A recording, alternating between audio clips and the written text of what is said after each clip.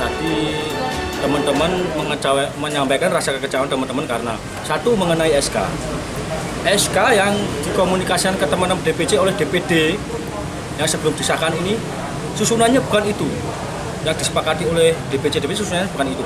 Susunannya adalah Ketua Bro Bangkit Mahantio, Sekretaris Bro Bayu, sama bendaranya Bro Irwan Leokita. Tetapi setelah SK keluar kok berubah? Itu yang jadi pertanyaan kita. Sedangkan kita akan merasa dikecewakan, loh kok malah kayak gini yang keluar. Sedangkan Ketua DPD Bro Bangkit kita tanya nggak tahu. Makanya kami para DPC menyuarakan di situ, mempertanyakan itu kepada DPW sebenarnya. Tapi kan tadi balasnya DPD tidak mengetahui, DPW tidak mengetahui. Nggak mungkin kan nggak mengetahui. Soalnya kan dari DPD tetap ke DPW dulu, terus baru ke pusat DPD. Terus yang kedua mengenai adanya masuknya kembali Meli Pangestu ke struktural DPD PSI Kota Sarawak sebagai sekretaris. Ya. Kecewanya teman-teman gini, dulu kalau yang dalam SK ketua terpilih tetap Bangkit, cuma kami tidak menyetujui poin terpentingnya masuknya kembali si Meli ke struktural DPD sebagai sekretaris. Dulu Itu gimana, Mas? sebagai kami menganggapnya sebagai kemunduran, ya kan?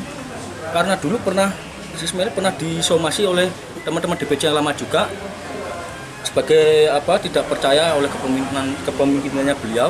Sekarang dimasukkan kembali kan suatu kemunduran. Teman-teman merasa kecewa juga itu. Kok bisa kayak gitu? Tadi Kita ada 13 DPC dari 16 DPC.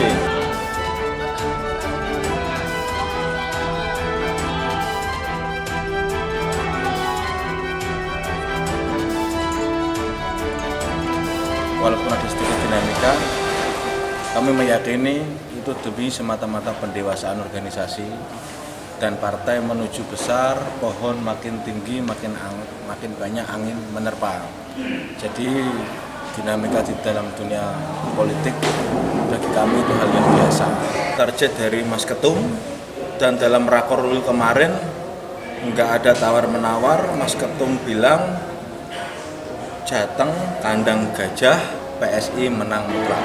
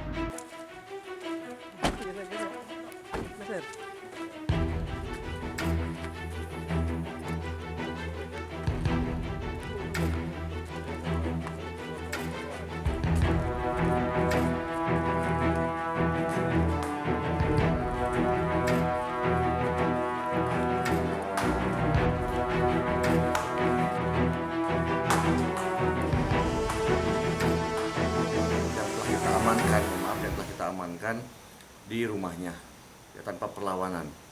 di mana yang bersangkutan pelaku ini memang memiliki hutang ya kepada korban, ditagih, timbul ketidakcocokan komunikasi, tidak baiknya komunikasi, akhirnya berakibat kepada keributan kontak fisik antara korban dengan pelaku. Namun dari kontak fisik tersebut adanya senjata tajam yang berakibat ataupun menimbulkan adanya luka kepada korban hingga korban hilang nyawanya akibat kehabisan darah. Kalau untuk hutang piutang yang dipinjam oleh tersangka kepada korban itu hanya awalnya 300.000, yang sudah dibayar 200.000 dan tersisa 100.000. Nah, pada saat korban melakukan penagihan utang kepada tersangka ini atau terduga pelaku ini belum menyanggupi ya, karena belum punya uang, akhirnya terjadi keributan dengan 100.000 yang belum bisa dibayar itu mengakibatkan terjadinya peristiwa ini. Pasal yang diterapkan ini? Nah, pasal yang diterapkan terhadap yang bersangkutan sebagaimana adanya perubahan undang-undang, kayak kita berundang hukum pidana terhadap terduga pelaku, kita terapkan pasal 458 ayat 1 Undang-Undang Nomor 1 Tahun 2023, di mana ancaman maksimal di dalam undang-undang tersebut adalah 15 tahun.